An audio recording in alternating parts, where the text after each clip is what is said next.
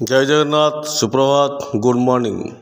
आज किछि खास खबर तारीख 24/7/2025 गुरुवार। नूआ दिल्ली घरे हिंसा मामला रे सुप्रीम कोर्ट राय मामला रुजुर 2 मास जाए गिरफ करनी पुलिस कार्यानुष्ठान नेवा पूर्व मामला एवं डब्ल्यूसी को पठाइବାକୁ बाध्य। आलू पाई ममता को भेटिबे जोगाण मंत्री। वार्षिक आय 14 लाख उत्पादन होउछि 5 लाख टन।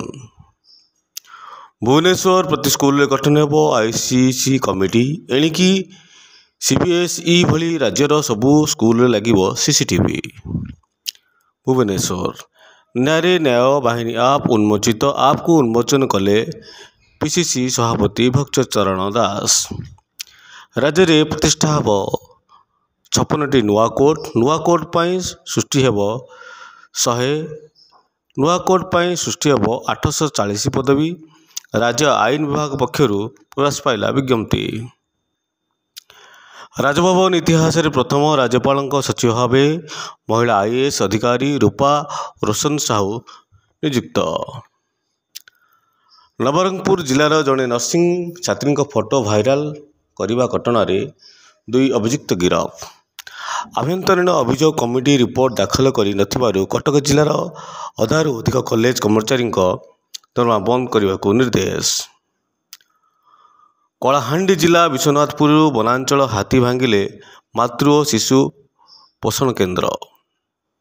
बलंगा बरबरा दुर्बृत्तों पता मिलूना मोबाइल डंपिंग सहायता नेब पुलिस। आज राज्य में बढ़ वर्षा परिमाण।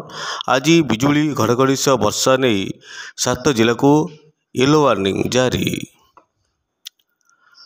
ठाकुरमुंडा आश्रम विद्यालय 29 पिला झाड़ ज्वर आक्रांत 2 गुरुतर।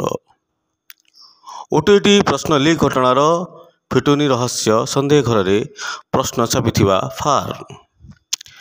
तारिणीपीठ बिरजा एवं एकाम्र क्षेत्र परिकल्पर समीक्षा कले मुख्यमंत्री। राज्य में प्रतिष्ठा हेब ओआईएसएफ तृतीय और चतुर्थ बाटालियन सृष्टि हेब 1944टी नुआ पदवी। ब्रह्मपुर बिडियाउस्ता गाँ निया लगाई निजक जाली देले वृद्ध। मेडिकल रे भर्ती पर मृत घोषणा कले डाक्तर। घटनास्थल एक सुइसाइड नोट जबत। उमरकोट एक तरफा प्रेम को नहीं फोटो भाइराल। लज्जा और अपमान भय जीवन हार को उद्यम कले युवती। भुवनेश्वर झारसुगुड़ा उड़ीब विमान Star Air. Bhubaneswar Jharsuguda ticket मूल्य 1519 टंकारु आरंभ और फेरस्त 1419 टंका। भारतीय निर्वाचन कमिशन पक्षर उपराष्ट्रपति निर्वाचन प्रक्रिया आरंभ। शेष है 5 वर्ष अपेक्षा। आज चीन भारत आरंभ कर पर्यटन वीसा। मैनचेस्टर चतुर्थ टेस्ट यशस्वी सुदर्शन अर्धशतक। भारत 264 4टी विकेट हराइला। आज यही खास खबर आपण आम चैनल को सब्सक्राइब करंतु, लाइक करंतु, शेयर करंतु। आमे यही भाव प्रत्येक दिन आपण पाखरे न्यूज हेडलाइंस किसी खास खबर आपण पाखरे उपस्थापन करिवु। धन्यवाद। जय जगन्नाथ।